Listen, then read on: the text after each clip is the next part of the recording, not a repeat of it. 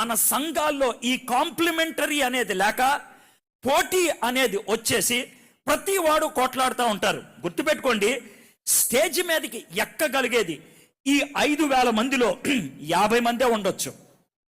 5,000 మంది స్టేజ్ మీదకి ఎక్కరు. స్టేజ్ మీదకి ఎక్కిన వాళ్ళంతా పరలోకంలో ప్రత్యేకమైన స్థానం ఉంటుందని అనుకోవద్దు. కాదు, స్టేజ్ ఎక్కటం బట్టి కాదు పరలోకంలో ప్రత్యేకమైన స్థానం ఉండేది. దేవునికి లోబడటం బట్టి, దేవుడు చెప్పింది చేయటం బట్టి చాలా మంది ఆ వంటల దగ్గరే ఉంటున్నారు.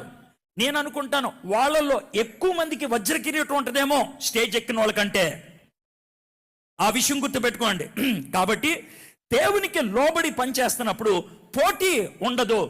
వంటగది దగ్గర ఉన్న ఆయన స్టేజ్ మీదకి ఎక్కినోని చూసి ఈర్ష్యపడాల్సిన అవసరం లేదు. స్టేజ్ మీద ఎక్కినటువంటి వ్యక్తి వంటగదిలో ఉన్నవాడిని తక్కువగా చూడాల్సిన పని లేదు. ఎవడ పని ఆడిది. ఇది ఐక్యత.